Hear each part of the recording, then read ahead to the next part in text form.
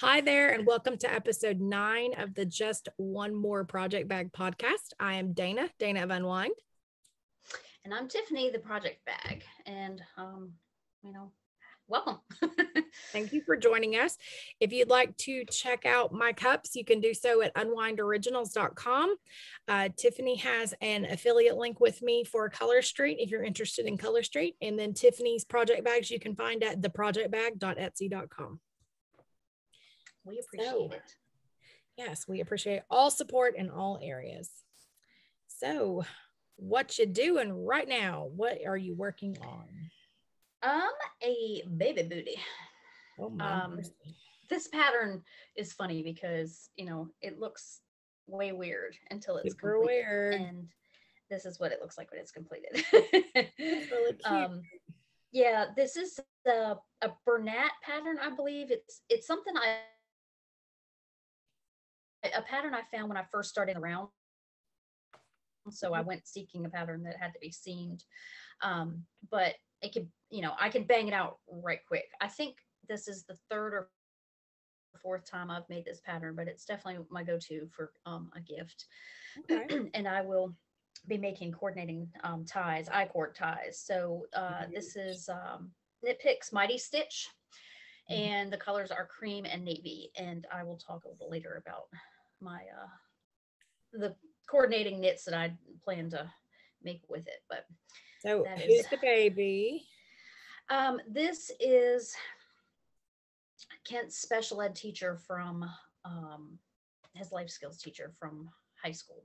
Okay. He had her for all 3 years that he was in high school, and first baby, and highly anticipated. And and she's definitely, I made some gifts for them, for the lead teacher and the assistant teachers while he was in school, and she was definitely worthy, showed herself worthy of handmade items. So awesome. I know she's gonna appreciate this, so definitely don't mind.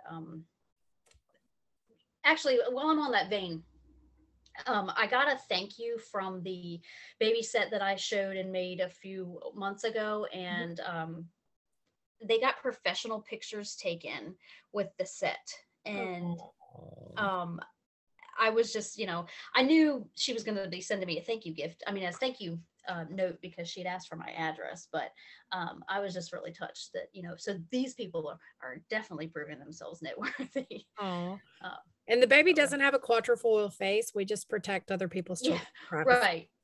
Especially, this is, especially, they're not people that I'm related to or, even friends with. I'm just friends with the grandma. So, okay. That's awesome. I was, that showed for sure that they were worth it, my time and energy. Well, I'm working on a crocheted shawl. This came up kind of suddenly after our last recording. I have made a few more squares for the blanket, but since I started working on the shawl, I've pretty much been monogamous on this. So it is called the Perfect Pocket Shawl. And as one of my friends informed me, well, that shawl is so last year because everybody made it last year. Well, I'll be honest, I don't really follow crochet trends. So when I saw this pop up in my feed, I decided this was pretty awesome. So it is a open stitch where you double crochet around the post of the previous double crochet, and it creates this nice open stitch. Basically wear it like this, and down at the bottom there will be a pocket, and then you do a fringe. So it has pockets on the bottom, and I actually haven't even wrapped this around my shoulders. I've got, I think, another 18 rows before I'm done. So it's going to be pretty wide because it's already this size. So it's going to be pretty wide. And I went about 10 stitches longer in the length when I chained it on, I guess. I went longer. So because I'm broader through the shoulders, and I want to make sure that it's something that like fits me nicely and looks good. So I ended up using I've got one more ball than what the pattern calls for, but it calls for Lion Brand Heartland, which is it is a worsted weight acrylic. It is a pretty marl, and this is fairly cheap at Michael's. Like, I think I spent like $4 a ball. So it's a $20 project plus the cost of the pattern, which, you know, for something I think I'm going to wear all the time, it's going to be pretty great. So. Yeah, like an extra layer, or you know, in the air conditioning in the summertime or something. Yeah, or just, you know, with a long sleeve t-shirt, jeans, and boots. I mean, it's just going to be something that you just throw on instead of a jacket, which I'm all about jacket alternatives because I don't like jackets, despite owning as many as I do. I don't really like jackets. I don't like feeling like bound up. I was actually telling Tiffany the other day, a couple of years ago after Into the Wool, we went to Costco together on like the day after we got back, and we both got this same puffer vest that had a hood on it, and we both have worn them to death. Well, they've got them again this year, and so I got a different color, and I was so excited. Yeah, I legit wear mine just about daily in the cold weather months. It is perfect. I mean, the hood especially makes it perfect. Yeah, because, you know, especially if you're a person who, you know, feels bound up with jackets, like a puffer vest is kind of ideal, and the hood is awesome, and it's actually really warm considering how lightweight it is. So I really like it. Yeah, it just keeping your core warm enough here to justify a gigantic coat. Like, you need a thick coat like 3 days a year here. It's not really. And I mean, you're going from warm place to warm place to warm place. So, yeah, you know, unless you're spending a lot of time outside. Unless you're like, you know, doing yard work and raking leaves and doing stuff like that, like you just don't really have a need for something super thick. So it's why, like, you know, really thick stranded knitted sweaters are not really reasonable for our climate, either one of us. So it informs our knitting choices and informs our wardrobe choices. So that's the reason I think, you know, something like this is going to be really useful. And since it's, you know, a project that uses, you know, a yarn that's washable and all that, like, it's just going to be perfect. So I'm really excited about making this. And I just started my 3rd ball of yarn. So I know I'm definitely going to have enough. Like, I could make this thing probably as big as I want to. So, and I'm still kind of on the fence about the fringe. Like, I think I'm going to do the fringe, but at the same time, I'm kind of like, oh, I hate doing fringe. I don't know. We'll find out. You'll probably find out on the next episode. You'll tune in. Yeah. I will keep you waiting with bated breath about whether or not I did fringe on my shawl that you don't really care about. So that's been my main thing I've been working on as far as yarn crafts. What else have you been working on? Okay, so I've got one other thing, and that is also another baby gift. So this baby that's coming is not only, you know, is Kent's teacher, and that's how I know her, but she ended up marrying the son of my music teacher from elementary school. And not only was she my teacher, but then when I started working at the school, she became my coworker. So we are friends, and this is her first grandbaby. But then she's getting a bonus grandbaby. Her daughter is also pregnant. So there's going to be 2 new grandsons within 3 weeks of each other. They're going to grow up so close. So yes. And so I am going to make a vest for each of them. Okay. So that they will have the boy cousins will have matching vests. So what pattern are you using? This is that's a fine question. Little Twister Vest and Sweater. It's by Kate Gondwana. I probably just did a Ravelry search and found it that way. I know it is a paid for pattern. And it's written for baby sizes up through little kid sizes. I want to say maybe an 8, a US kids 8. It's a pretty big range. Yeah, I think so. And there aren't a lot of projects done in it, but I mean, I haven't found it complicated. It's got a super interesting construction though to make it seamless. And then of course, because of the baby sizes, it's got the button for easy buttons. Yes. But if this yarn looks familiar, it's because it's the 3rd time you've seen it, but this time it's sticking and it's getting the heck out of my house. This is the Rios that I made 2 sweaters for myself out of that didn't pan out. So it's kind of pulled, a little bit funny. I don't think that really matters that much. No, they're not going to care, I'm sure. So all I have left, obviously, is the little bit of garter for the sleeves and a little bit of garter for the neckline, and then I get to make a second one. But it went really fast. I want to say it only took me 2 days to make. I was about to say, because I didn't even know you were making it. So obviously it's been since the last time we talked about knitting projects. Yeah. Well, 9 inches from the underarm down to the start of the garter hem. But when I put it on this newborn stand-in, I think I only did 5, and that's plenty long. I think 9 would have made it more like a tunic or something. So. Well, I think they're probably estimating that a baby's going to have a fat little belly, but like newborns don't really have a fat little belly at first. And that's what I'm making this, size as newborn, intending it to be, relatively close to. Well, and then it's something small for the mom to store because she's going to save it. For, exactly. That's what. Put it on a teddy bear and save it, which is what we all do. Yes. Actually, one of my favorite ones for little people, that's a free pattern, is the Milo Vest. I had thought about that one too, because you can sub any pattern into that center panel, and it just goes, and then it's squared off, so you don't have to worry about working it up like that one. So for anybody who maybe is a newer knitter that's watching us, that's a good stand-in for what she did, because you can still do the fun cable up the front, but then you don't have to worry about the shaping because it's just squared off. You bind it off and then just knit straps and sew it together. So. Yeah.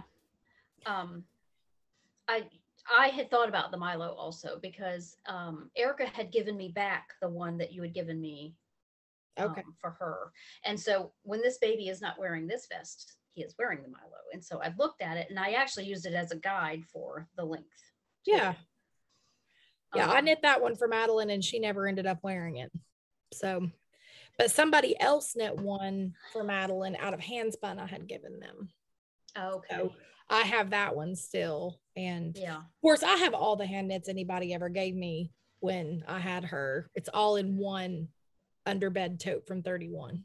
So everything is still in my house, and there's like lavender tucked in. It's all wrapped up in tissue. Like, I preserve. Yeah, they're special. You hang on to those for absolutely, sure. Especially pass them on to her one day for her. Yeah, children, as a knitter, and a lot of people knit gender neutral stuff for her too, so she'll be able to use it no matter what gender she ends up having. So the next thing that I've been actively working on is this cross stitch. Oh, it's so cute. It is cute. This is Mermaid Kisses and Starfish Wishes from Frosted Pumpkin Stitchery. The pattern link is in the show notes. As you can see, nobody has a face yet. I have faces, I have her crown, and then I have some little white detailing that goes in there that looks like bubbles. I have that stuff to finish, and then this will be done. It has like a scalloped look around the outside perimeter that I'm not planning on doing, because as you can see, I didn't do a good job with centering this. So I'm actually going to tell. Well, it's really low, and if I had done the scalloping thing, I would have had one box. Okay. Yeah. So I just left it like this.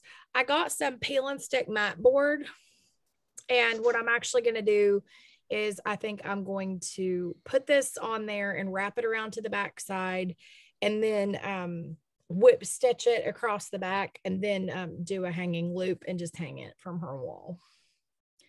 But I'm really happy with it. It looks very cute. It's pretty. Like the colors in it are pretty. My back looks awesome.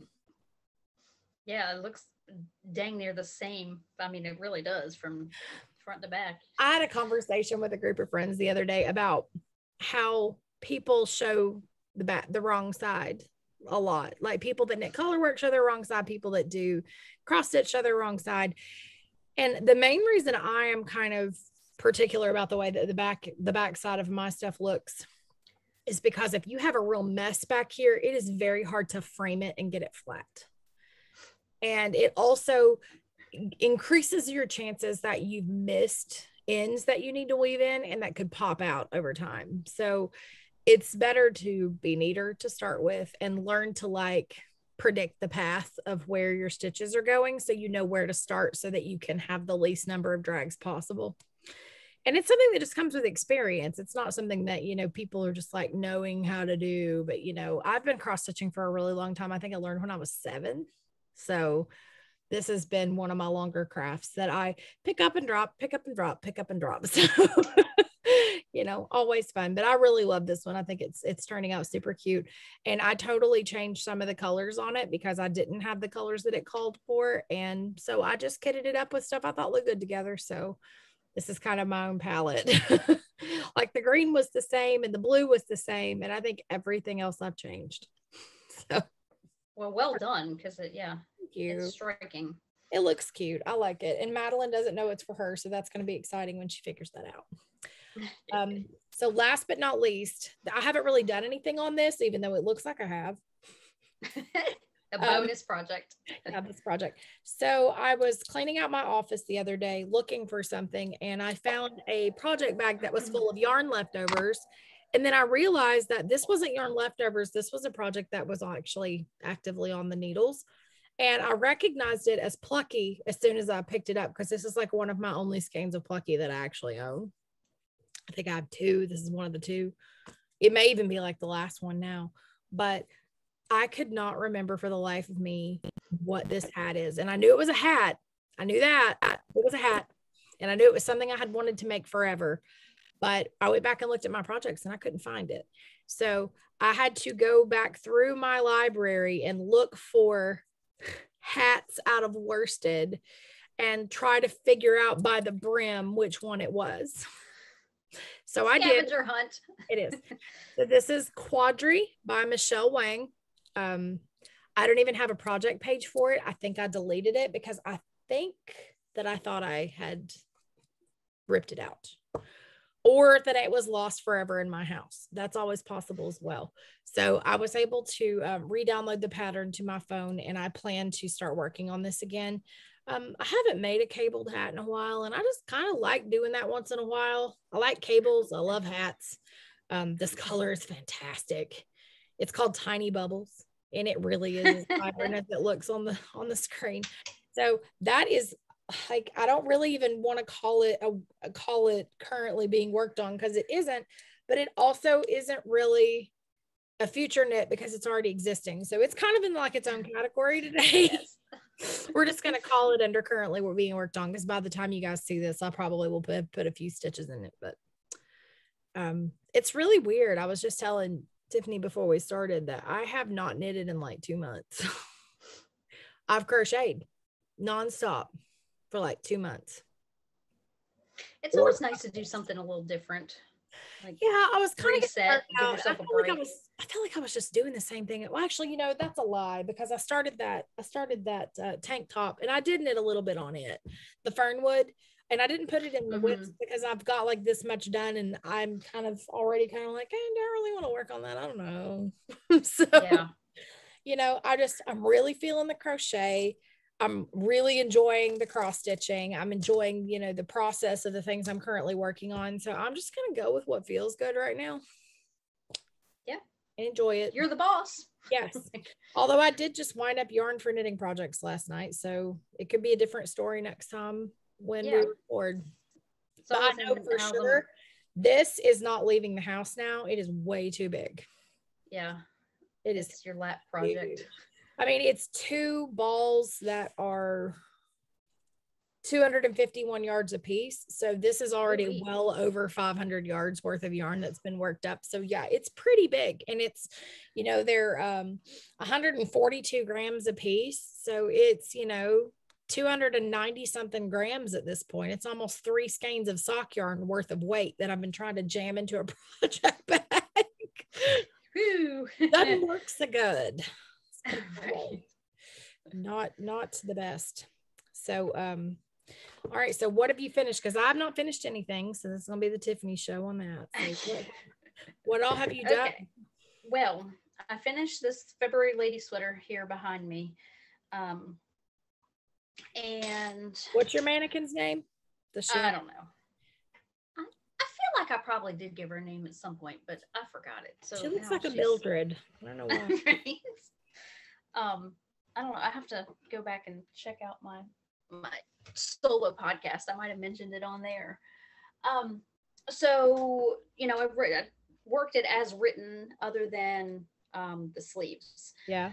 I took them to elbow length. I think that'll be good for me. I haven't put buttons on. I put the buttonholes in. I haven't really decided if I'm going to bother with buttons or not. I probably I won't. think I'm just wooden toggle buttons would be super pretty on that. gonna, Like yeah, that's a the good shorter idea. kind that almost look like they're leather or something. Honestly, I don't know that I made the bust big enough for buttons. Might be a problem with gaping. Sew them up. Um, I've done that before. I think it was my Lush. I never got around to putting the buttons on it, so I just sewed the buttonholes up.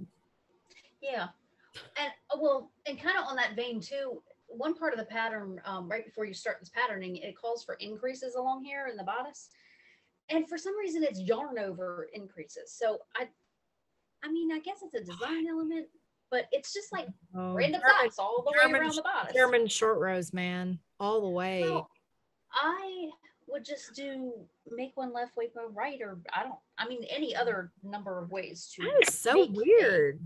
And I guess I've never knit that pattern, so I didn't really. Well, and I can't remember if I did it on the previous one that I made or not, but I was doing it as a part of a knit along, and it was my first garment, and I feel like probably some of the other knitters were probably saying, "Oh, I'm going to skip this," and so I probably just did whatever they did too. They're like, whatever. Yeah, I'll take your lead on this, people. You're a more experienced knitter.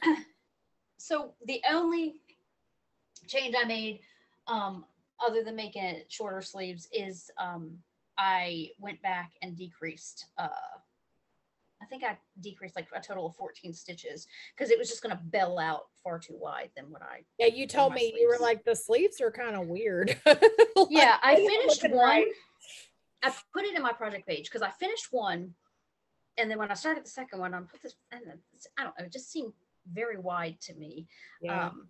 So I finished the second one with the decreases, and then I went back and reknit the bottom of the first one. So anyway, that's finished. I think I used 3 skeins of the Bernat satin solids or satin. I love that you knit that out of acrylic because that is going to be the hardiest sweater. Like you're going to be able to just like cram that thing in the bottom of a purse. Yeah, it doesn't matter. Like wash the heck out of it. Like, yeah, like let it wear it on the motorcycle, get dirty. I really liked the color. The color is called Bordeaux. I like that. Yeah, I like that with your hair color. Yeah, with your hair color. It was part of the stash that was gifted to me from a lady that had been a hair client at the salon where I worked. So was glad to put that into a project. So that's that. This was what I was working on live on the last show. Yeah. And it's finished. It's the Aspen Ridge hat by Tega Hilliard. Yeah. It was a hat, my final hats for kiddos contribution. And, it's cute. And honestly, I had forgotten that was what I was working on. I thought I had finished it before. And then the last thing, since the last one was what I had talked about starting the last time. So I started and finished the Noon Peak hat. These are minis from Dana. It was the Wildflowers collection, and it's not showing very well at all. This yellow is like eye serum yellow. Yep. It's so pretty, and it's a gift for Christmas for someone. That is, and then the epically awesome. I gotta redo this. This is. I'll say that hole's a little big. Yeah, it is. I've got that turned out like, man. Well, it makes me want to do all. Oh, I love your floats. Oh my god, I love floats. Thank you. Is that Zabulon? No, he's outside. It's Zena. She's like just got up from a nap, and where is everybody? Where is? Yeah, she wants to be let somewhere, let in my bedroom. Why am I being ignored? No, that looks right. That looks so good. Like that's thanks. So pretty. Well, this chick checked off the box for a knit a colorwork hat, and the solid is willow tree yarn, and it was leftovers from some fingerless mitts that I had made. So nice. It coordinated nicely. Yeah. Turned out so pretty. Like so, that is one of my favorite. That's one of my favorite things you've ever made. I guess I have a really hard time seeing the pattern like this close, but holding it back here, I guess I can see the pattern. But it was fun, and I worked great on very quickly. What's that? Looks great on the, oh, right thank on you. screen. Yeah. Well, yeah, So that you knit that fairly fast too. Go you. I did. Yeah. I think I do better when I'm following a pattern because for Yeah. some reason and it just feels faster to count rows and I don't know. Yeah. But I think the recipient is going to thoroughly enjoy it. This the best those are her colors for sure. That is awesome. I'm excited for her. So Fabulous. those are my finished. So what are you planning for underwear to come? Incoming. Incoming, thank you. Yeah, That's sure. another way of saying that. I have skeined up some yarn. This is not showing well. It's not showing all that well. It's got like sky blue and orange and like a redwood colored brown, pale purple and darker purple and black. That is like, there is no light I can find that is going to show that. Let's see if it looks better or not. There we go. You can see it in the light from my phone. Oh, that's pretty. This is from Mint Rain, and this is one of her Halloween colorways because there's a little witch in all of us. And that is a Practical Magic reference, which, is like in my top 3 Halloween movies. I love that movie. And, there's a new book coming out. There's a follow-up novel coming out called The Book of Magic. It's coming out, I think, in like a couple of weeks. So is that movie based on a book? I didn't know that. Yeah, by Alice Hoffman. Practical Magic is based on the book by Alice Hoffman. It's a really good book too. Honestly, like the book and the movie are kind of different. I like them both for different reasons, but I saw the movie way before I read the book. So maybe if I'd gone the other way, I wouldn't have liked the movie as much, but I really liked the movie. And then I am planning on making the Rainbow Adventure Mitts by Stephanie Lotvin out of this little slice of sunshine here. Ooh. This is Anything is Possible if you've got enough nerve. Also by Mint Rain. So funny story, she has a little bit of a turnaround like most self-striping dyers do. It's just par for the course, and I'll happily wait for quality work. It's fine. But the funny thing about that is I will buy things on a whim and then forget about buying them. So when they finally show up, I'm like, what is this? That showed up and I was like, what did I buy? Like, I had to go back and look. Did I buy it in my sleep? It had been like a 7-week turnaround. So it was like a decent amount of time. And of course, she puts her holiday stuff pre-order like way early. So you get them in plenty of time. Like I've had that for 2 weeks. So I've got plenty of time to get socks done for Halloween. Yes. And of course the mitts I'm going to actually make for Madeline, and they're going to be for Christmas. So that's okay. Yeah. Got a little more time on that one. Yeah, because we don't usually need like true cold weather gear until about January, February here. So she'll be fine. She won't really need them. And she has a pair between now and then if she needs something. But anyway, I want to make her convertible flip top mitts. So I'm going to actually be mishmashing 2 patterns. I'm going to be using Stephanie Lotvin's Rainbow Adventure mitts, and then I'm going to be basically using the pattern from her new gift box mitts, which are actually knit and fingering. I'm going to be using the how she has you do the convertible part on that to make them convertible. So got to get creative here. And so I'm excited. Those are like the 2 things that I've got coming. I think both of those will be good recovery knitting, which we'll talk about in a minute. So those will be good, like recovery knitting and stuff. So that is what's coming for me. What are you planning on making? Baby things. I'm going to make another one of those vests, and I'm going to make a cardigan rather for the teacher's baby to match or coordinate. Yes. Oh, to match the booties. Okay. Yeah, to match the booties. So it'll be the inverse of this. It'll be a navy body with the white trim. I think instead of striping it like I did on this last one. It's very cute, but it's a lot of extra work. Yeah. Well, just do a couple of stripes, around the cuffs, and maybe like some stripes in the ribbing.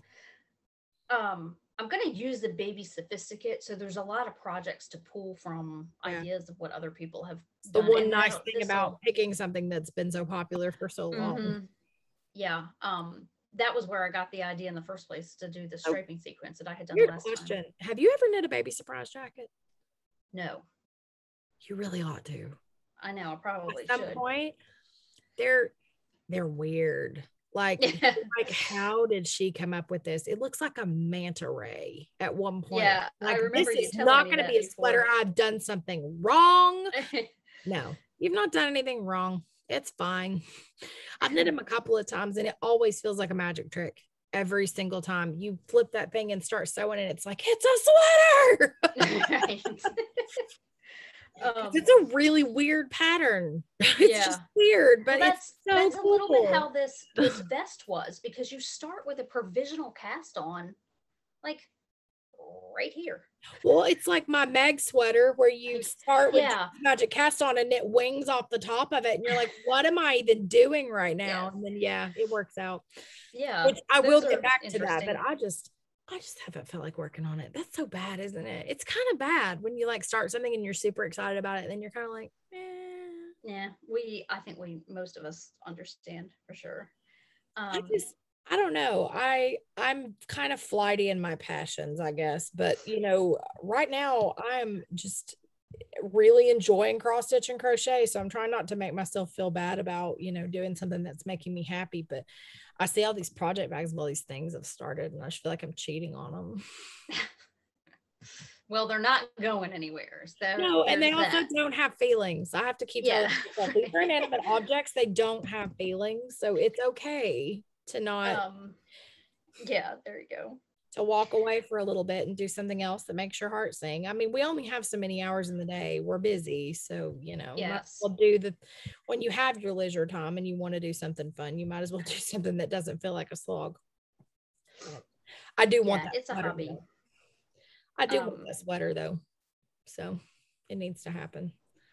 That'll be fun. I'll talk about that next time. Hopefully I'm going to have like all this finished stuff next time, because I've got all this stuff. It's like partially done right now. So hopefully I can, when I won't have anything else to do. Yeah. When is that? Well, starting Monday. So that's it for me. That's all I'm just baby gifts. I'm going to do a hat, but I haven't decided for certain which hat. It'll be a color work hat so that it'll incorporate those two colors as well. That'll be fun.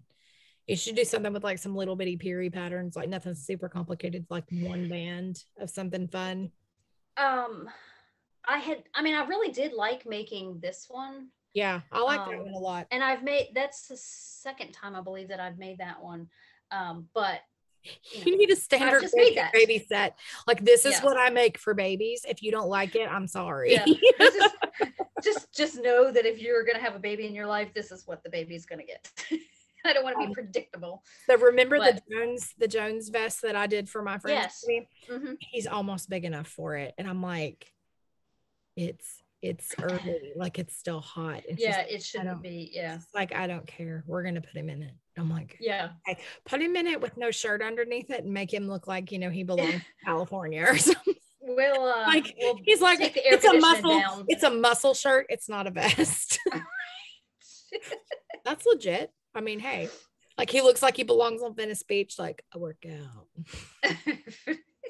He is really funny. He has a lot of facial expressions. Like, she'll say something to him, he'll go, right? Are you kidding me, lady? like he's very like, whoa, lady. Like, his little facial expressions. He has like really expressive eyebrows. Like, he already can operate them independently, which I love. I love a baby with modal eyebrows. It's fantastic. Yeah, he's really cute. He's getting very big. He's got the biggest feet I've ever seen. Poor baby. He has like 1.5 year old. Maybe he'll be a basketball player. He's 1.5 year old feet and he's 6 months old. And I'm like, wow. Go ahead. Start saving now. Well, his mom is like 4'10". His dad is 6'5". So he got the genes to be a very large man, and I think he will. Okay. Yeah. Anyway, enough about other people's babies that, nobody cares about. So Maker's Moment. I got approached a couple of weeks ago to do yarn bowls again for the Yarn Patch, which is the store in Crossville, Tennessee, where I recently had my last my last trunk show. So they already sold out of my yarn bowls. So she approached me and she was like, do you think that you can get these done? And I said, yeah, because I'm really up against a deadline right now on a bunch of stuff. But I managed to get them done and they got shipped out on Monday morning. She has 20 of them now. So hopefully that's enough to hold her for a little bit longer this time. I did 5 rounds that had one handle, 5 rounds that had 2, 5 ovals that had one handle, and 5 ovals that had 2. So they are nice and different. And I actually killed 2 birds with one stone with this project because I cut out pieces to make my entire family quilted soup bowl cozies for Christmas, and I used the offcuts scraps to make the yarn bowls. So I was able to basically have no waste. So that was great. I saved my selvages as I always do, because eventually I'm going to make a quilt out of all selvages. So I've got like 14 bags of selvages in there separated by color. So eventually I will have enough. I will be able to do a queen size quilt out of them, because I really want to do one for my guest bed. So that's going to happen. Would be so fun. It would be. I want to do a spider history. Yeah, I've got all the selvages from when I first started sewing, like all the way back. I've never made anything out of them. So I've got these huge bags, and they're just like all in the corner in my sewing, like behind my sewing table. They're like all back there in the corner. So I pull them out and stuff more selvages in them as I use them. But I haven't sewn anything in a while, and it was really kind of fun to do that. And I haven't really utilized my new sewing nook that I made in my closet that much. So I spent some quality time in there in the last couple of weeks, and I made some adjustments on how things were laid out to make it a little bit more usable and stuff. So that was nice, and I got them done, and I'm really proud of them. I feel like I did good work there. So she should have them by now. I haven't checked, but I think they should have been probably delivered yesterday. So she's got them. Yeah, that seems likely. Yeah. So I've got enough fabric and wrap and zap cut out to make 17 quilted bowl cozies so far. I need 5 more. So I'll have to just pick 5 more fat quarters and chop them up. So that'll be fine. That I was excited about getting those done, like at least getting the fabric cut for those, and like they're all pressed and ready to go. I just have to mark them and sew them. So if you're interested in doing quilted bowl cozies, I actually put the link to the pattern that I use in the show notes. So nice. The free pattern online. It's really easy. It's just imperative that you get the right batting and the right thread, because otherwise you cannot put them in the microwave or they will light on fire.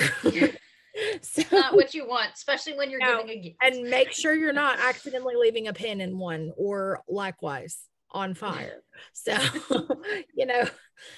be mindful. Yeah, just be mindful. And, you can get 100% cotton thread, like big fat spools of it at Walmart for like $6, which is what I actually use to make the yarn bowls. So I have a ton, and I'm just going to make them all with natural color thread. It doesn't matter if it matches, because it's just thread. Yeah. So, right.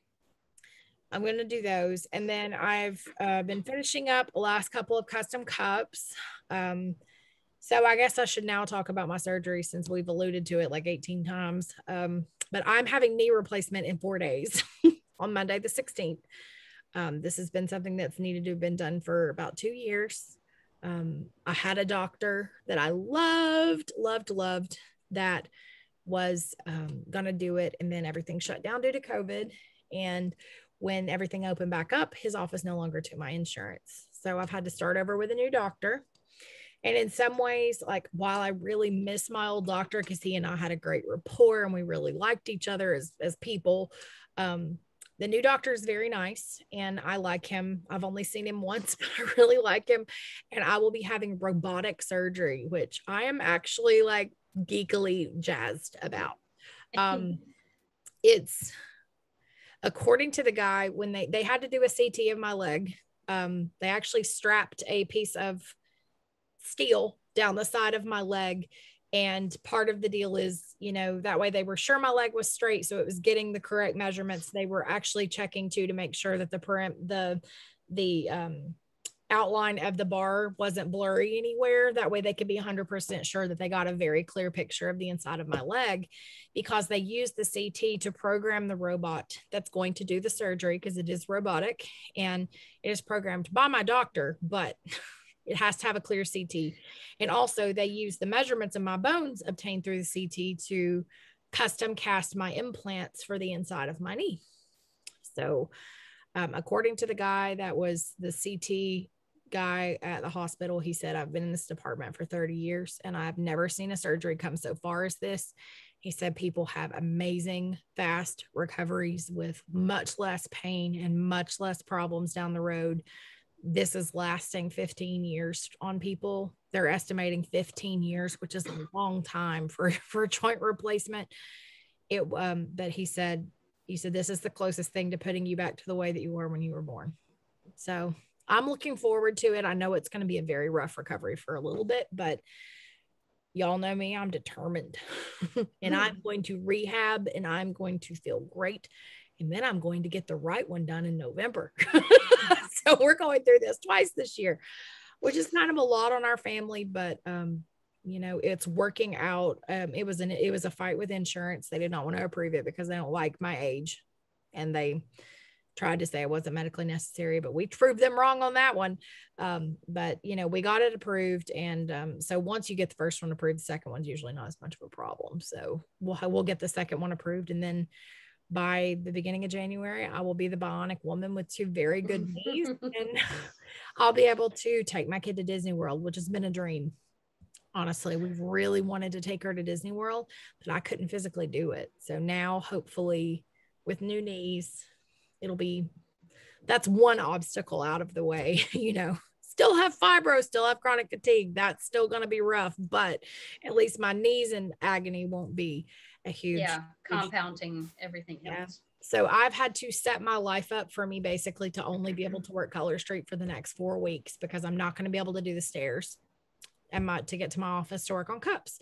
So all of that to say, I've just finished my last custom orders for a bit. I tried to work ahead a little bit and get some fall cups. So I'm having my final summer ready to ship shop update tomorrow on the 13th, Friday the 13th. Yay.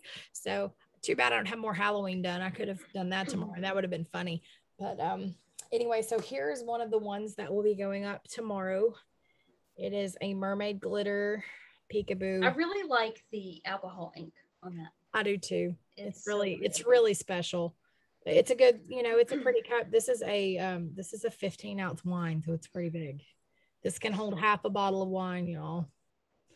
So this will be available tomorrow. And then I've got a whole bunch of other ones. I've got a tie-dye cup. I've got a bunch of glitter bursts where the glitter's in the center and it bursts up and down. And then there's a different color at the top and bottom. I've got some of those. And I've got beach cups still up and all that kind of stuff, because summer isn't over everywhere.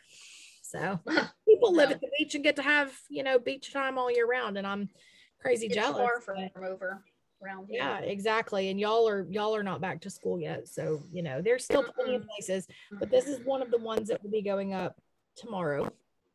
And then this is one of the fall cups that will be going up in a few weeks. I probably will do my next update in about a month.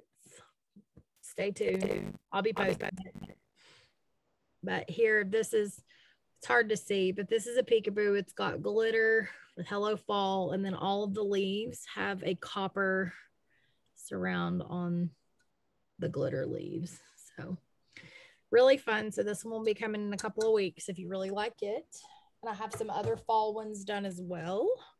So I should have about 10 cups per update. So I'll have 20 new cups going up. So hopefully that will be enough to give some people some choice.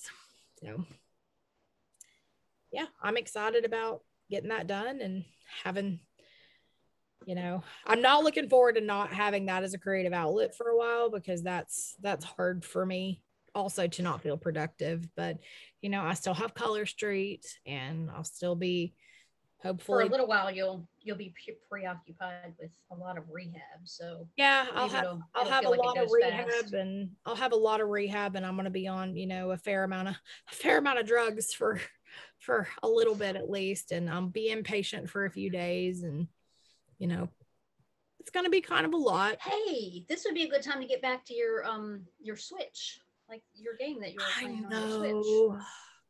I don't even want to think about how many weeds are on my island. It'll take me like 2 hours to go around and get rid of all the weeds. I mean, seriously, it's been like 2 months since I touched it. Yeah, I really should. I should start playing that. It was really funny because I've kitted up.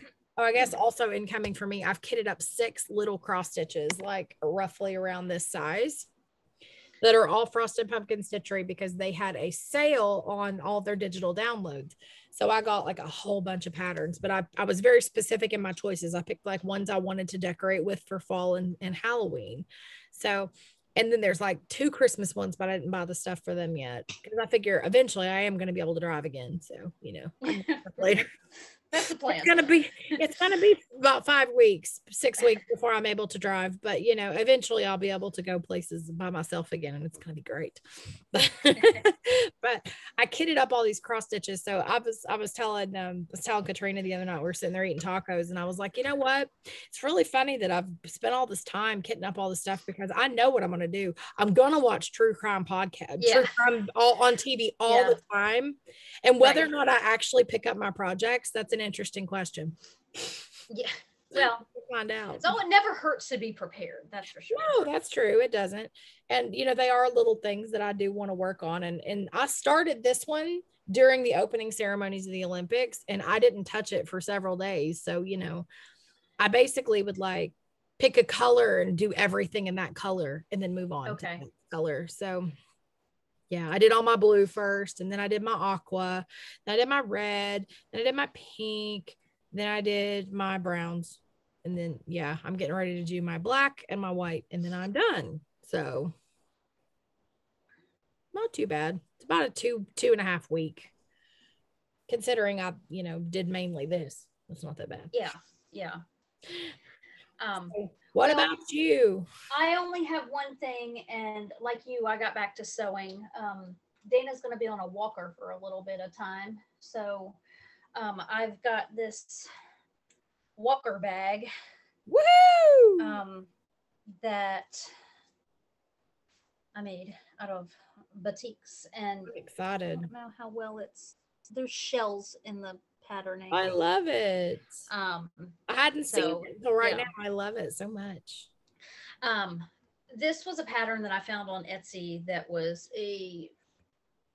like a stroller bag, or it didn't necessarily say walker, but I mean it'll work for the same thing. And you should put that in the show notes. Put the link to the pattern in the show notes. Yeah, I will. It was more or less just like a recipe. If you're familiar with sewing, then it's no problem at all. The pattern did not call for it to be interfaced, but I put 808 in it just because I kind of prefer 808. Well, I appreciate that because I'm going to be like rolling around with like crochet and a cup. Yeah, for sure. It never hurts to be more sturdy than less. But she forgot to include the seam allowance. So I used a quarter just because that's what I generally use. I mean, I don't know that it made a difference one way or the other, but I don't plan to like super overload it. Hopefully I won't be doing that. But according to the guy, I'll have the walker for about 2 weeks and then the cane for about 2 weeks, and then I should be off everything, hopefully. So they're actually delivering the walker to the hospital on Monday. Oh, okay. Yeah. And then when everything's said and done, it can be used for other purposes. Like I could, when I was actually looking at it, it would be great for using it as a seat back pocket in the car. Mm-hmm.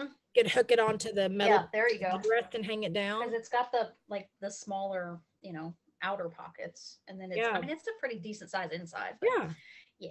So I'm gonna get that in the mail to you probably tomorrow, and so you shouldn't have it too long after you get home. Yay! Is my plan. Yeah, I gotta. That's awesome. Yeah, I've got like one of the things I've got on my list today is start dealing with things that I know are going to be in the way for me to be able to move around with a walker. Oh, Yeah. Like, Good no thought. more rugs. I've already been told to take up all the Get them rugs out of the in way. house. Yeah, the area rug in the living room I can't really take up because it's too big. But Yeah. all the ones in the kitchen, I'm gonna go ahead and take them up and wash them because might as well. I mean, Yep. wash them and then just roll them up and put them away for now. They said it'll probably be about 6 weeks before I'm safe to walk on rugs. So, and we've already had to have 1,000 conversations with the kid about stop leaving toy cars out. Like, Yeah. you My got to goodness. stop doing that. Well, I don't know if I told you, but one of Chris's parents' friends that live in Florida, he had to have a hip replacement and he tripped going in the shower and he busted his hip replacement out and had to have it redone. Oh, no. And they told him that it was so bad that if he ever did that again, that they wouldn't be able to fix it. So, like, I live in fear of falling after this. So, like, part of my deal this week, like the end of this week, is get rid of all the rugs in the house and then start cleaning up. And see, Chris has got a wire run across the flipping hall for his computer. Yeah. I'm like, might not be able to do that anymore for a while. Just the hallway beside the dining room. Yeah. He's got it under a rug, but it's just you need some traffic cones. Yep, exactly. Oh, good times. Okay, so next up, our books. What else? Yes, books. What you talking about with books? What you So, in the show notes, I've created just a Word document, for all kinds of historical mystery authors that I have found, because the last few podcasts I've been lamenting about there's not an easy way to find these authors that we think we would be interested in for cozy mysteries or historical mysteries or whatever. So the Libby app, which my library system participates with, I'm pretty sure a lot of libraries do. Mine does too. I had totally forgotten about it, and I don't remember what made me think about checking it out, but I think you had suggested a book series or something, and I was thinking of all my resources because Hoopla doesn't carry it. Yeah, Hoopla doesn't have it on mine either, but Libby does. So okay. Was it the one with the I'm so ill. I don't remember now. It was the Pharaohs. Okay, I'll have to look back in our chat. Oh yeah, but it's the one that takes place in the 20s in Egypt. It's in the 20s in Egypt. Yes. It's actually the mid to late 1800s. Oh, okay. So it's like during digging time. That's the one that I'm. Yes, and I think I can't wait to have conversations with you about this series, because I just finished book 2 yesterday, and I shotgunned the whole book. I was. Oh, is it the ones that you're talking about, the Maisie Dobbs series? No, that's another one though. But that one is that one. I listened to the first one, fell in love with it. The first book in the series is called Mr. Churchill's Secretary.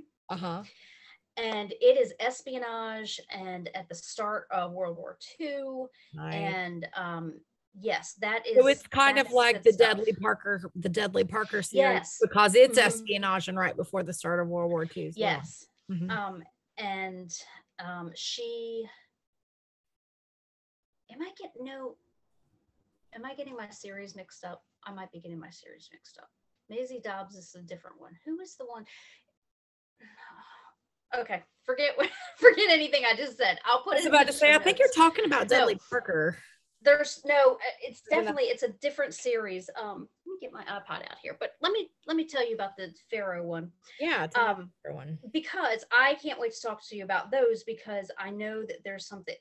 It's very intellectual, and to me, the main character almost reminds me of Amy Farrah Fowler from The Big Bang Theory, the way that she talks and processes things. And it's so different from anything that I have listened to in a while. That's nice. She and her husband have a very, because spoiler alert, first book, she gets married, of course. That happened very rapidly to me, but it's setting up, I guess, the series that goes on for many more books. Yeah. But anyway, just their rapport and their relationship, it kind of reminds me of you and Chris. Like they have a very intellectual, bounce back and forth ideas between each other, and the way that they interact with each other. So that one was one that a series that I think that you'll enjoy. The Maisie Dobbs is a private investigator, and this is pre-World War II. It's kind of like post-World War One. All these are set in Britain. Okay. Yeah. And are in the UK. Definitely, like we're cozy mysteries. We're cozy mysteries fans in general, and those were usually British. And these are more historical mysteries. They're a little bit outside of what I had been listening to.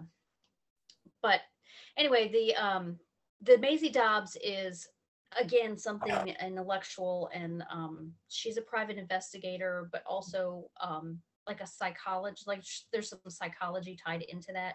She is a former servant, and the lady of the house takes her under her wing and gets her educated because she sees a bright spark in her, that kind of storyline. But I like the way that it's written too, because it starts in current day situation, and then it jumps back to what set her up to get her here, and then it jumps back to current day situation. So I really dug that one, but then come to find out the second and third books are not carried on Libby. So thankfully I found them on Hoopla. So we're doing a little bit of, jump back and forth here and there to find them. But so if you're interested, there's a link, like I said, in the show notes to the Word document of just various authors that I found on Libby there that are under the historical mystery genre. Okay. That's cool. I just renewed my library card, and I actually haven't downloaded any of those yet because I still have to go in and log in to everything. Yeah. And I told you about it, but it's still funny to me now. But when I went in there to renew my library card, because I obviously didn't last year because I wasn't really going to go into the library, and they wouldn't let you go into the library for the majority of last year anyway. But the librarian shamed me for letting my library card lapse. And I was like, you were only accepting in-person renewals and the library was closed. How was I supposed to renew my card? What did you want for me to do here? Exactly. But she was kind of rude. And I was like, I've never really met a rude librarian before. And just kind of threw me for a loop. I was like, wow, okay. And then I said, well, I was wondering about digital services. What all do you have? And she was like, well, you could look on the website. I was like, well, actually I did. And it's not easy to find there. And then when she turned her monitor around, it was 15 pages off the main page of the library. I'm like, well, no wonder I couldn't find it. Yeah. How about put a big button that says digital services, click here. Yeah. I was telling Dana, for my library system, it's right there at the top, digital resources. Boom. It's a drop-down menu. Okay, so Susan Elia McNeil is the author for the,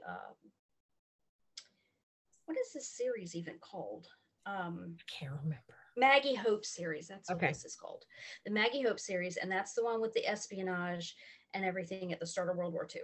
She starts off as Winston Churchill's secretary, and then just finished the second book where she actually gets to go to work at Windsor Castle. Okay.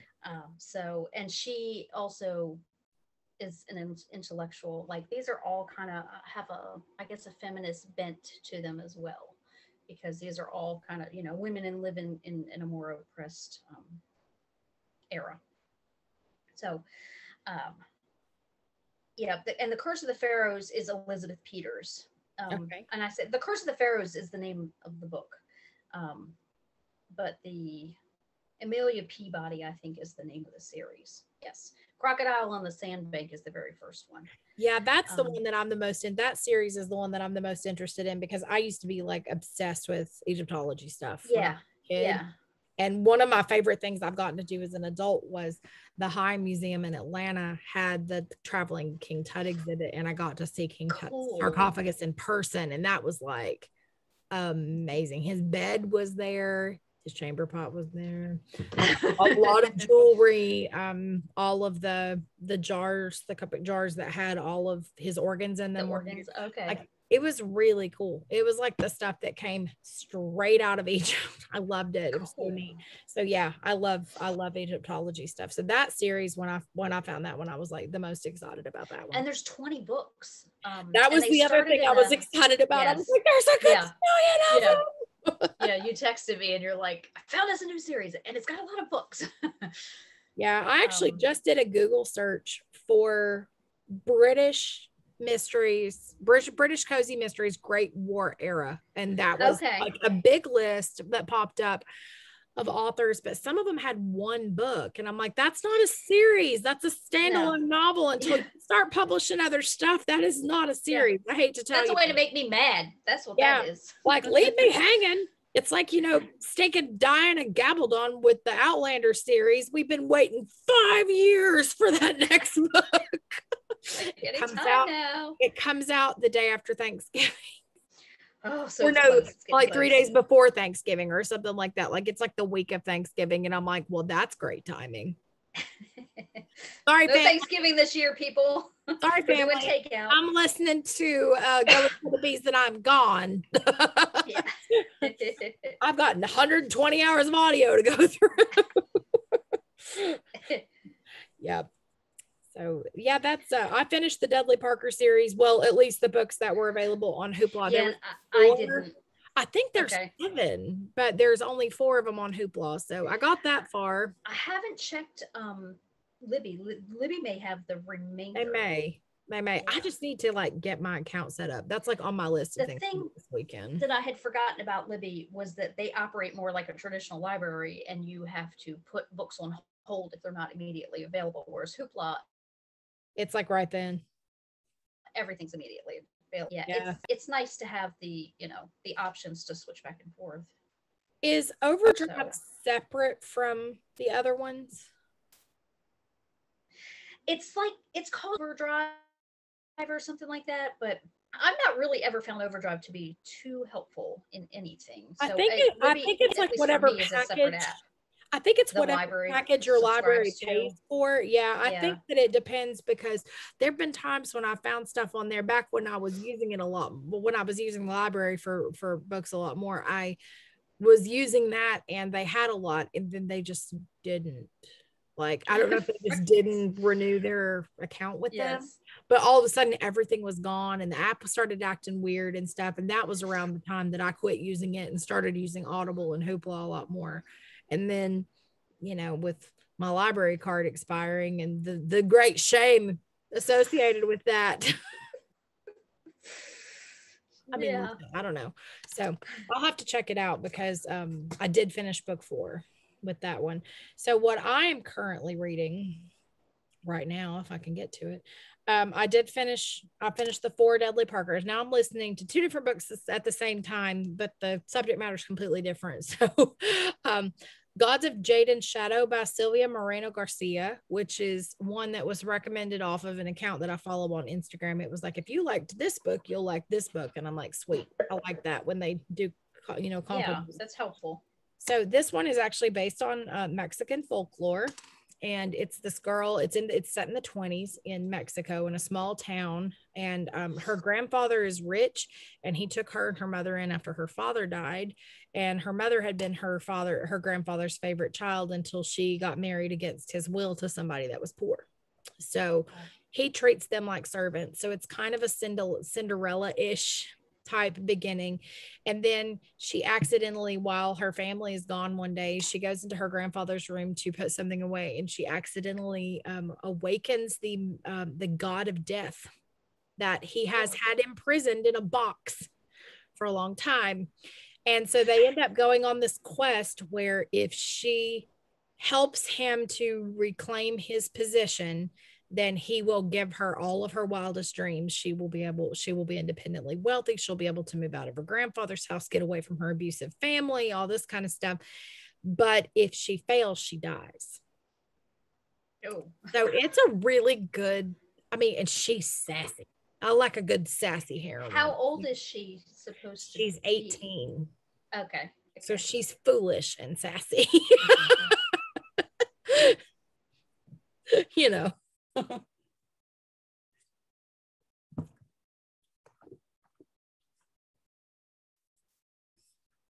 think we're frozen.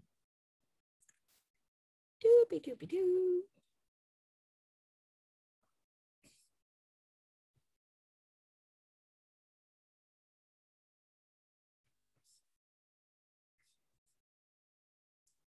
I'm not sure.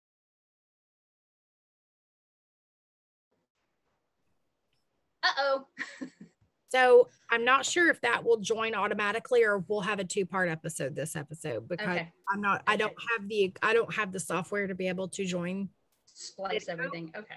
Yeah. So I don't know what we're going to do there, but we'll see, because it just suddenly said recording in progress. So hopefully it didn't lose the whole first half of the episode. That would, because we're almost done. But anyway, so that book is really great. Gods of Jade and Shadow. It sounds good. Moreno Garcia. I ended up having to get it on Audible. I couldn't find it on Hoopla, but that does not mean that it does not exist on Libby. The other one that I am just starting is called The Invisible Life of Addie LaRue by V.E. Schwann. And this one's really interesting. She basically gets, depends on how you look at it, blessed or cursed with an infinite life. But her curse is that nobody remembers her. So she goes through life basically alone, but she tries to like do the right thing and do good things for people and affect things in a positive way. And then suddenly someone remembers her and it throws everything into question. So it's, Abby was reading it. So I trust Abby's judgment in books. She and I like a lot of the same stuff. So I got that. So I've just started it. That was on Hoopla. Okay. So, and good. People been flying through it that I've seen read it. So apparently it's very good. Is it fairly new? Yeah. Okay. Well, I think it's about a year old, maybe. It's not like terribly new. But I love that it was available on Hoopla, because that makes it easier. Yeah, it does. And I've gotten now to where I've got so many things I want to listen to. Like I just listen to everything at 1 1/4, 1.5 speed, sometimes 2. I'm just I need to consume everything quickly. I've been listening a lot to Small Town Murder still. I'm on episode, I think, 83 now. I got away from them for a bit, and then I got back. I did too for a bit, that kind of thing. And there's so many of them, and the episodes we're doing right now are like 2.5 hours long. And it's like, they're long. If they would quit doing what Chris and I called the Family Guy thing, where they just take a joke and just take it way too far and too far and too far. They do that too many times per episode right now, and I end up skipping some of the episode because it gets on my. It's right. I like when they first started, they weren't quite as confident to like be kind of obnoxious, and now they are. So it's mean, but I haven't gotten as far as you got. You've listened to almost all of them, so Yeah, I think right now I'm like 6 current episodes behind or something, because I shotgunned them and then I backed off.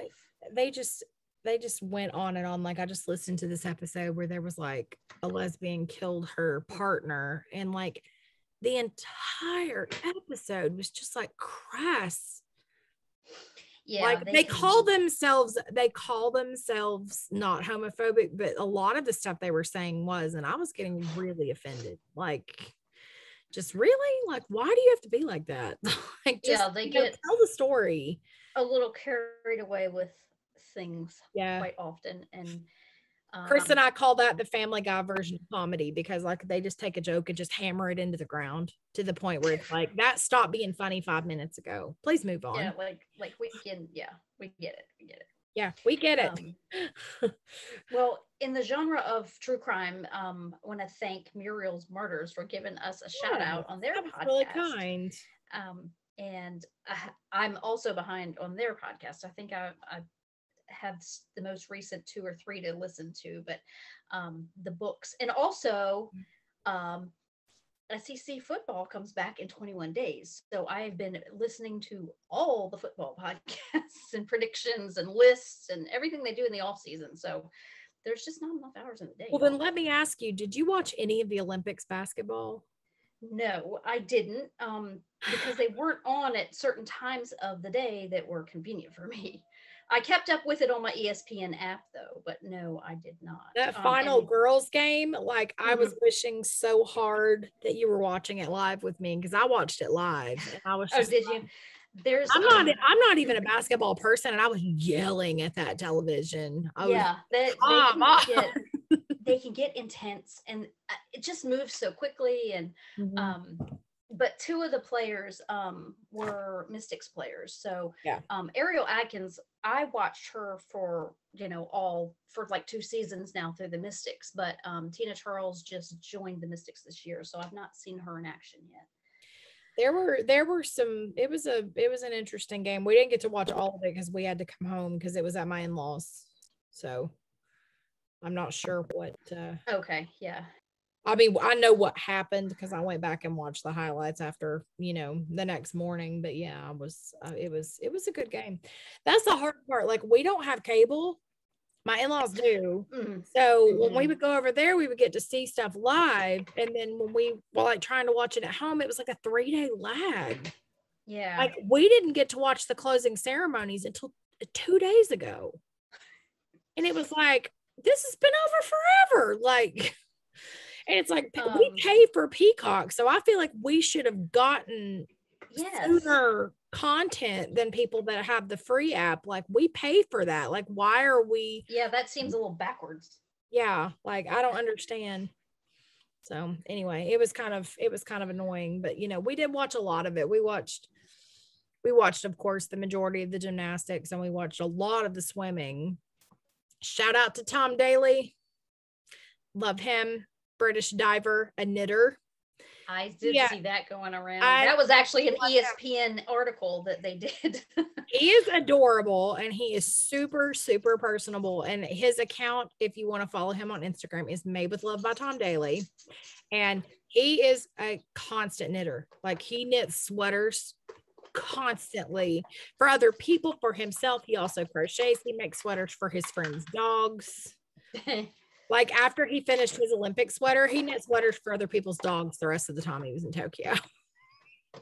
Yeah, he's definitely a knitter with a capital K then. Yeah, like, he has to have a project at all times. If I sits, I knits. He's sitting there, in his outfit, waiting to go dive with this mask on, knitting on his sweater. Like, I'm like, yeah, boy. Yeah. You are my people. It is our people. And I love it. I loved seeing that. And I loved having, knitting kind of be at the forefront, especially with the way the Olympic Committee treated Ravelry over the Ravel Olympics several years ago. Yes. It was nice to see a little bit of a clap back. Yeah, we're out there. Yeah, we are out there. Yes, absolutely. All right, so what you wearing on your nails? And I'll explain why I'm not wearing anything on mine. I have Lightyear, and I have enjoyed the fire out of this set. I am obsessed with that set. They need to bring that set back. And it's held up so well. Yes. So anyway, I don't have any idea what I'll do next, but in the meantime, I'm really enjoying this one. It's versatile. Well, I'm Nikki, as I'm sure you guys have noticed during the podcast. So fall comes out next week. I'm going to be starting showing sneak previews in my VIP group tomorrow, Friday the 13th. But my stylist bundle that I was able to get 10 sets of fall is coming tomorrow. So I really didn't want to put a set on because I just took them off and everything. I didn't really want to put a set on and then turn around and change it tomorrow. So I was like, I'll just, wear some strengthener and have a moisture day. I've done a cuticle oil a couple of times so far today, which is a secret to having your nails grow out strong and healthy, is to make sure that you are adding moisture to the nail matrix, which is right above the cuticle. That plate right there, that is where baby nail cells come from when they come out. So. This is where baby nails are made. This is where baby and a daddy nail matrix. Yeah, exactly. So if you take care of your nail matrix, your nails will be more healthy for more long term. So anyway, so that's what I'm doing. I'm just having a moisture day and just having Nikki nails, and then tomorrow I'll change to a new set when my new sets are delivered. So I'm excited about that. But in Color Street news, if you are a customer of mine or want to be a customer of mine, I normally do pre-orders for major collections, especially like this is a catalog change. This is the fall winter catalog that's getting ready to come out next week. I normally would be doing pre-orders, but because fall is launching Tuesday, I am going to be inpatient in the hospital, so that is not happening this year. So what I'm going to be doing is you can always shop using Tiffany's link. Her link is up in the show notes, or you're always welcome to. If you navigate to pamperednailsbydana.com and you click the top and it says click to change party, you can see a list of everybody who's got a current party with me. And maybe one of your friends is currently having a party and you need to find the link. That's how you find the link. That's how you'll find Tiffany's shopping link always, because if you're watching an episode later, her link may be closed, because once she hits rewards level, we close her link out and open up a new one, which is what we just did this past week. So if you are finding us later on and you want to shop, you can click through her link and it'll say this party's closed. Please choose another party. Just click select a party and it will pull up a full list of all of my hostesses. So you're welcome to do that, or you're always welcome to shop under my link that says please shop here if you don't have a hostess. But if you're coming from here, please use hers if you don't know any of the other hostesses, because my VIP shop under my link all the time, but she deserves to get rewards because she's always out there pimping me. I had several people click through this time, and yes.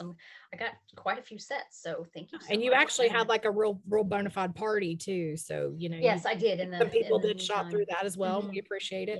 But yeah, you've always got the option to go up there and find her link, or find, if you have a friend who's currently has a party link open, you're always welcome to use theirs if you have somebody that you know better than you know Tiffany. But anyway, those are always available. But I'm planning on offering, I'm going to send an email out to everybody who has shopped with me before, with a deal that I'm offering. If you use the website on launch day, I'm going to be offering a special. So definitely check your email for that. That'll be coming out probably on Sunday. So it's killing me that I'm not going to be able to like jump on with everybody else and get my sets on Tuesday, but I just don't know for sure that I'm going to have access to my phone at that point. I may be in therapy. I may be doing something else. So I'm not really sure what's going to be happening at that point in that day. So I don't want to commit to something and then not be able to keep my commitments. So, yep. But this will be the first launch I've missed since Color Street started. Ever. Yeah. Yeah. Well, I mean, since I started. Since you started. Yeah. Yeah. Yeah. Which I think I only missed like 2 launches, 1 launch before that, maybe 2. So yeah. Almost all the launches I've been around for, but got on the ground floor. Yes. Yes, absolutely. Oh, and if you are Canadian, just saying, Color Street is now open to Canadians. We launched in Canada on 2 days ago. Couple days ago. Cool. And the first 8,500 Canadian stylists get a special gift in their kit. You can now host parties. You can now purchase on the website. You can now become a stylist. And there's like only, I think, 2,000 Canadian stylists right now. So your entire country is open for you. So if you are interested in talking about being a stylist and getting in what truly is a ground floor opportunity in your country, get in touch with me. It doesn't matter what state my knee is in at that moment. I would be happy to discuss it with you and help you get on board, because it is an awesome opportunity to have no competition. Oh my gosh, it's incredible. So, and there's lots of, I mean, I'm not a stylist, I never have been, but just listening to you talk, there's a lot of good training out there and supportive people, and absolutely. Sure. I mean, Color Street doesn't just like sign you up and hang you out to dry like I know a lot of places do. Like, we have a app that has full trainings that go all the way from first day all the way through becoming like a higher rank than I am even now. And my team has done a ton of trainings. And then my upline has an onboarding group that will give you a small task to do every day, that by the end of 35 days, you will be completely up and running and doing well in your business. And one thing that I think is super awesome, and this is for Canadians or Americans, they did away with our sales minimum. We have no sales minimum anymore. So once you sign up, if you need to take a few months off because life got crazy, you can do that and there will be no penalty. So that's amazing. I don't recommend doing that because I think momentum is important in business, but if something happens, you're not going to lose your business because of it. So I think that's just amazing. So even if you're not a Canadian, if you're an American, you want to talk, I would love to talk to you about this too. I think that this has been just like a life-changing company for me. And I know a lot of people are super anti MLM and super anti direct sales, but I'll tell you that Color Street does not believe in being spammy, and I don't have pressure coming down from the top to me to perform in any particular way. I do what I do because I'm passionate about it. But we have people all the way from people that use it to get nails at a discount, all the way from people that pay all of their bills with this. There's a full spectrum of people who do this job, and it's a great company. It really is. They're just, their heart's in the right place. They're a good company to be with, because I would never have considered selling anything but this.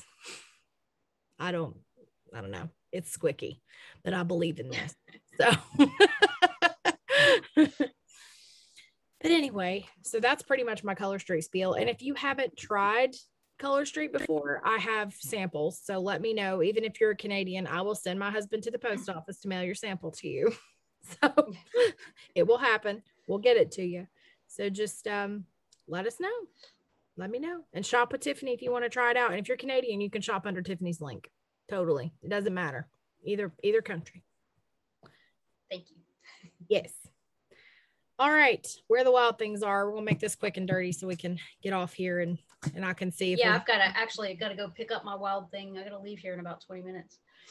Excellent. Well, mine started first grade today. We got the teacher that we wanted, and she is excited to be back with friends. I saw her class roster when we did registration, and I'm pleased with the kids that she's in with. I know a big chunk of them. Between her switching classes at the halfway point last year, it's a good mix of the two, plus some that were in the third class, and she knew them because they all played on the playground at the same time. So there's no big surprises. I think there may be one kid that moved into the district that's new, but the rest of them are all familiar faces. And her little best buddy from first semester is in her class, and she's thrilled about being back with her. So just, prayers for a safe and happy first grade year. I'm very pleased with her teacher. So I think it's going to be a good fit. But yeah, that definitely helps. And I got her and me some little bracelets. Hers is a solid heart and it fits inside mine. So we have our little mommy daughter bracelets. So she knows when she looks at her bracelet that I'm thinking about her, and then I want her to have a good day and be a good girl and mind and learn. So I just thought it was a sweet gesture. A friend of mine did it with her daughter, and I thought it was really cute. So I was excited about those. So what about yours? What's going on with yours? Actually, I don't have anything this time other than Michael Brennan will be coming in to celebrate our birthdays. Michael and I have our birthdays 2 days, within 2 days of each other at the beginning of September. And so it's Labor Day weekend always. So he'll be in for a 3-4 day visit. So that's nice. And Ken interviewed for a job and he did not get it. So yeah, unfortunately, but I mean, he's basically like a substitute building service worker. So he interviewed to be permanently at the school where he's at right now, and unfortunately they hired someone else. So he will be moving on from that school at some point, but we just don't know when. HR will call him and just tell him where his next assignment is. So that really, I'm not gonna, because I know he loved it there. I know it's terrible. Because exactly, he got along well with the people. He liked the work. He liked the people. He liked the schedule. Like, he liked everything about it. I didn't really care for the commute. I mean, it's 2 hours a day in my car and 80 miles, and it's just a lot. But for his happiness, like, it's okay. I know, 80 miles a day. Maybe they could move him closer. Maybe he'll be closer. Yeah, and I mean, wherever he's at, it's generally, I think, only going to be 4 to 6 week assignments at a time. Oh, wow. So, even if it is something far away or whatever, he'll just be moving around. And I mean, he wants to interview.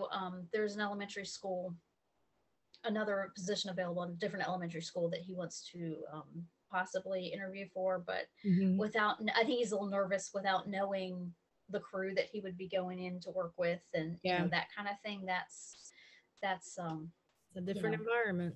Yeah. And every time it's different. Yeah, exactly. It's different from knowing that you're only going to have to spend a short amount of time with these people that you may or may not get along with, or, you know, may or may not be doing their job and you have to pick up the slack or whatever. So just life is what it is. It's a life lesson. Yeah. So that's pretty much all that's going on here. And okay, you know, we're popping over and cutting grandma's grass when it's not crazy hot. Today's real feel's supposed to be 110, so we ain't doing that today. I know. No way. But anyway, we're making it work. So that's all here. I guess last but not least is use our Amazon Associates links if you can. We have all of our books are linked as Amazon Associates links, so you can use those to be able to give us a little kickback. It doesn't cost you anything, but if you use that link and then go shop anywhere on Amazon, you don't have to buy the item that we linked. It does give us a small percentage of your purchase back. It doesn't cost you anything, but it will help us with shipping for prizes and web hosting fees and stuff like that for the show notes blog. And since we do upload the podcast, we link the podcast in, it means our show notes are a little heavier as far as size than they would be if they were just words. So, you know, right now we've got enough storage, but it does cost something. So it helps if you guys want to do that, or if you would rather just like donate to us, if you would rather do that than use Amazon. If you're not an Amazon shopper, you're welcome to do that too. There's a donate button on the blog and it comes directly to me and it will be used for prizes. I'll float some Tiffany's way and use some myself. So let's see, we've got August, the end of this month is the end of the, it's the end of the second, isn't it? No, we still have one more month. This is the start. Yeah. Okay, you still have 2 months on this quarter. Just don't forget that if you do want to put up a project up for our finish it already, knit along or crochet along or whatever, craft along, then you can do that. Just don't forget to post it, because we think that there's been some people that have like forgotten to post as they finish stuff, because there's people that we know finish things that didn't post it that would have counted. So just don't forget that we are giving away stuff. I'm still giving away yarn.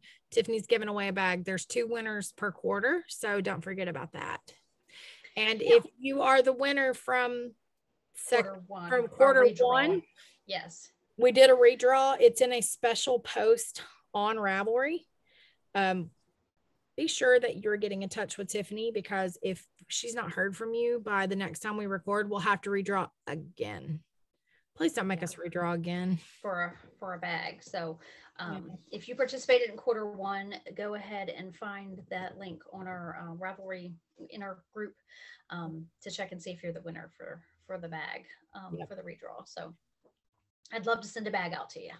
Yeah, we don't want to have to chase you down. Please don't, because we're not going to contact you. You need to contact us. That way we know that you've seen that you won, because and our craft along. We hope everything's okay, because the winner is someone who's generally been someone who's been participating. So hope everything's okay. Yeah, just not seen anything from you online in a while, so not sure if you're okay. So we kind of want to hear from you just on that aspect alone. Much like the bag. But anyway, be sure you're entering, guys, because there's not that many people that you got great chances. Yeah, you got fantastic chances, because there's 2 prizes per 3 months. So you put 2 things up, you got a pretty good chance of getting in there. So and the only qualification is it just has to be started before 2021. Yeah, and it frogging something that you started before 2021 also will get you an entry. If you show us a pile of yarn and said this was the project and I frogged it, that counts too. Yep. How long does that really take? Tiffany's the queen of frogging things. I mean, this vest has been 2 sweaters. Well, and you look at something and be like, I never wear that, and rip it out. And I'm like, oh my God. I'll let it sit in a drawer for 15 years before I'll rip it out. I need to be more like you. I have no emotional ties to anything, so it helps. It's a personality thing. You're good at going through things and getting rid of things. I'm not as good at you as that. All right, guys. Well, thank you for watching, and we hope you have a wonderful, wonderful few weeks. We'll do our best to try to podcast on time next month. I won't have a whole lot going on, so other than going to rehab. So you'll have a lot of projects maybe. Well, or not some progress on a lot of different things. Yeah, hopefully I can focus a little bit on at least, like getting one thing done would be good. Not asking much, man. All right, we'll see you guys soon. Thanks for watching. Yep. Bye, Bye. y'all.